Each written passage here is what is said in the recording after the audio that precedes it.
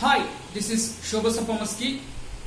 Now I would like to discuss the topic dress code from personal conduct and appearance. It is rightly said that a man is known by his dress and address here. The clothes you wear shows your personality.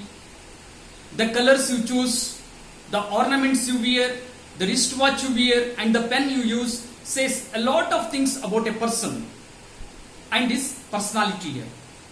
Feel free to express yourself. During formal occasions, we follow certain conventions here, a particular dress code.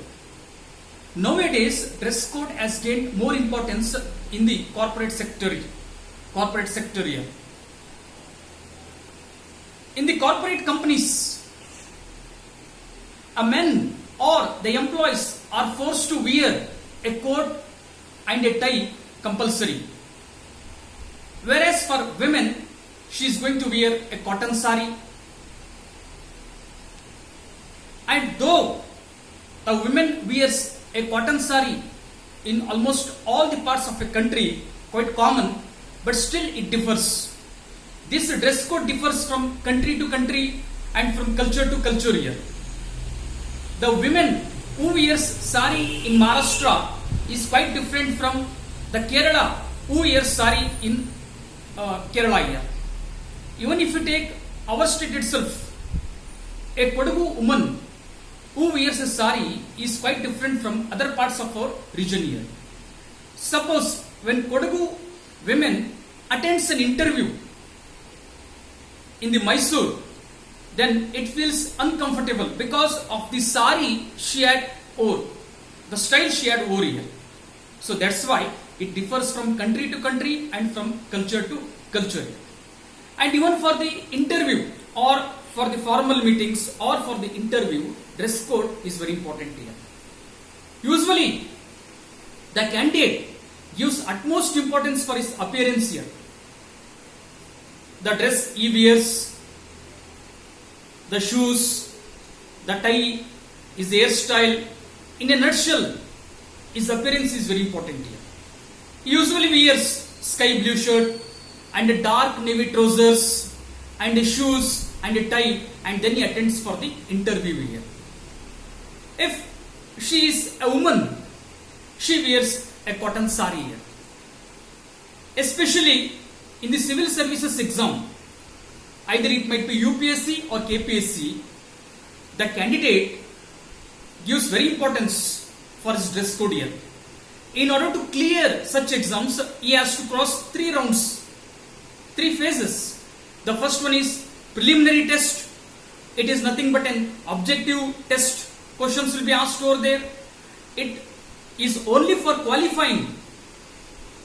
After qualifying preliminary test, you will be allowed for second round, that is the main exam. In the main exam, it will be of descriptive.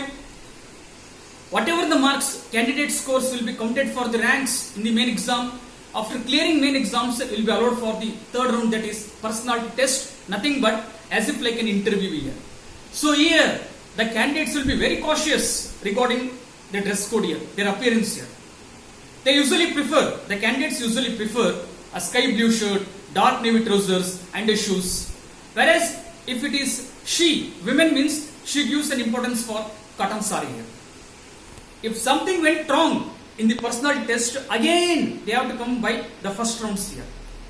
So that's why the candidates will be very serious, very cautious regarding the dress code, particularly for the civil services examination here.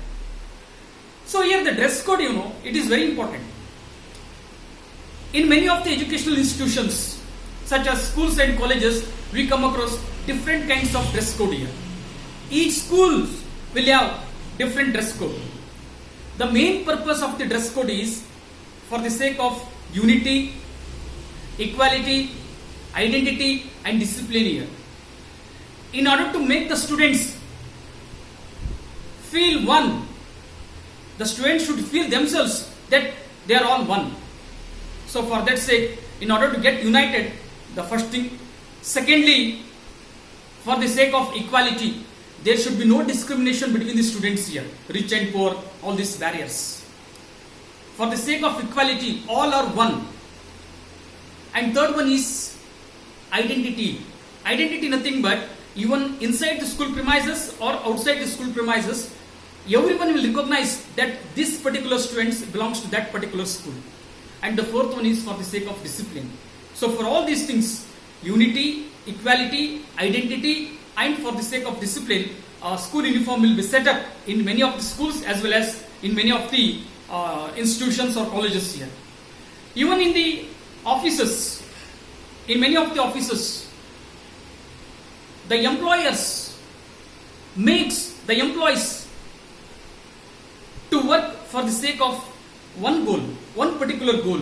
Despite of their barriers, they make the employees to work for the sake of one particular goal. Nothing but for the overall upliftment and overall development of the institution or else of the organization here. Even outside, we recognize the people. We identify the people by their dress code. In the outside, dress tells us what kind of a profession he or she is. We identify the people outside by their dress code. If we go outside by seeing the dress of khaki, uniform and all those things, we identify that he might be a police officer. If a person wears an apron in the hospital, we think that he is a doctor.